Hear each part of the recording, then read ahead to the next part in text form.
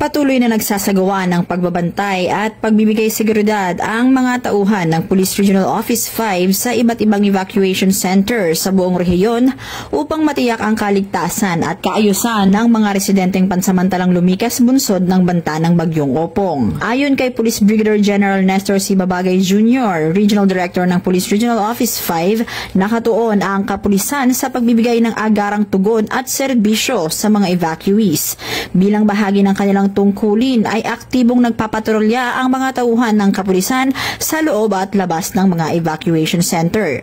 Nakikipag-ugnayan din sila sa mga lokal na opisyal at mga volunteers upang makapagbigay ng tulong, suporta at agarang tugon sa pangangailangan ng mga evacuees. Tiniyak ni Police Brigadier General Babagay na ipagpapatuloy ng Pro 5 ang pagbibigay seguridad at pagpapanatili ng kaayusan sa mga evacuation centers upang matiyak na ang mga evacuees ay ligtas at komportable. Samantala, nananawagan din ang kapulisan sa publiko na makipagtulungan at sumunod sa mga alituntunin at regulasyon sa loob ng evacuation centers upang mapanatili ang kaligtasan at kapakanan ng lahat. Mula dito sa Bicol Region, ako ang inyong PNN correspondent, Staff Sergeant Irene Hanitri Abad, alagad ng batas, tagataguyod ng Balitang Pulis.